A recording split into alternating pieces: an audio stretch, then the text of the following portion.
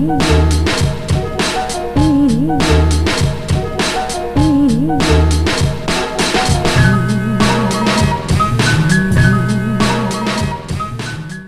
watching Cover to Cover, our guide to the Sikh and Punjabi books that you need to read. This week we're introducing The 10 Masters by Professor Puran Singh.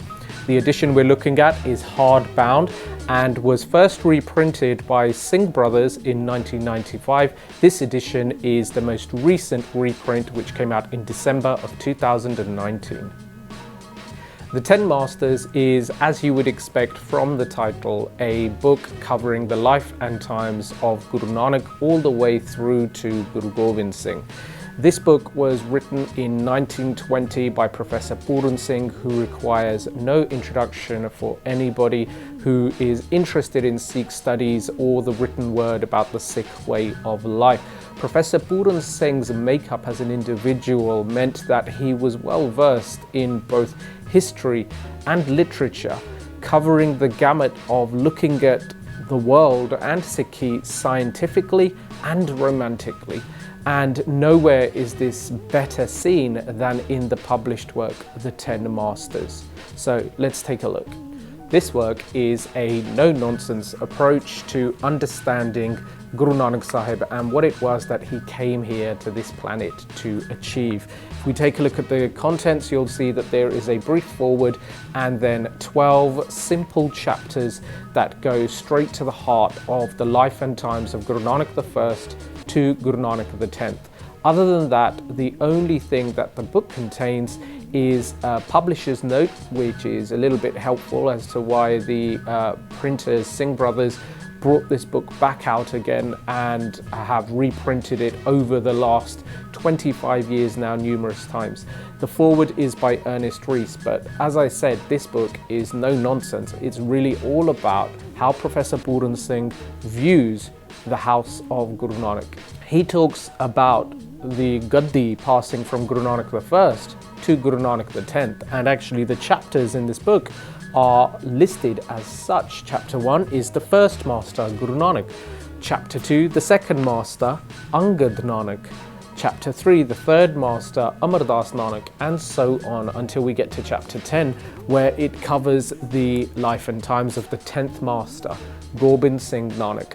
Now, some of you may have been expecting for chapter 11 and 12 to cover the Guru Granth Sahib, and it kind of does, but not in the way that you'd think. Chapter 11 is Guru Nanak, glimpses of his art and thought, and this is talking about some of the practices that exist in the Sikh way of life, as well as some of the Bani that espouses the doctrine of Guru Nanak. And then the final chapter, chapter 12, is Guru Gobind Singh, selections and free translation from the Dasam Granth, and there are 4 segments within that particular chapter that cover some of the Bani such as Jap Sahib and Akal Ustat and Bachitra Natak of Guru Gobind Singh.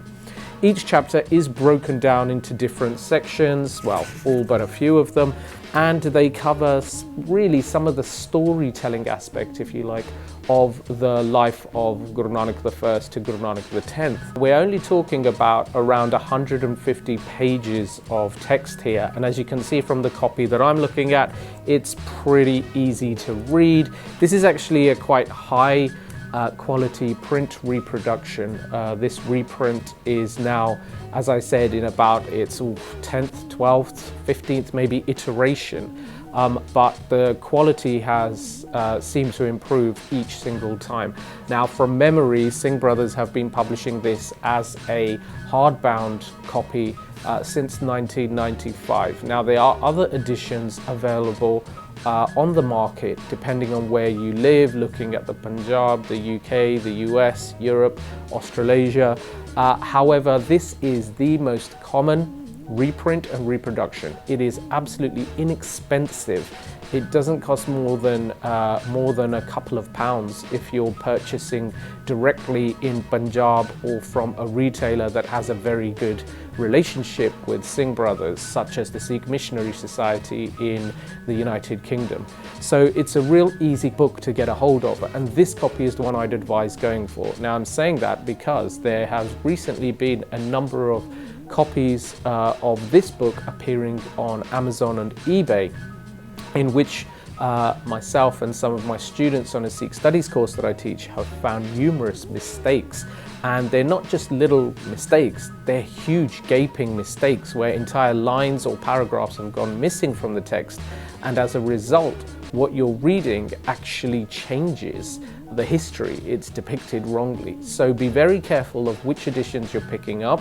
What you have is both a historic and a loving tale of the house of Guru Nanak, and it tells us how the Guru Gaddi passed from Guru Nanak ultimately to the Guru Granth Sahib, and how that lari, that connection from Guru Nanak I to Guru Nanak II and so on, was unbroken. As somebody who teaches as well as reads and is a student in his own right, I find that this book works for literally everyone. I have been reading chapters or segments of each chapter to my 5-year-old daughter. I have been reading and referencing this for years to university students on Sikh studies courses, and of course people who are new to Sikhi, people who have been Sikhs their whole lives. Absolutely everyone seems to get something from this book.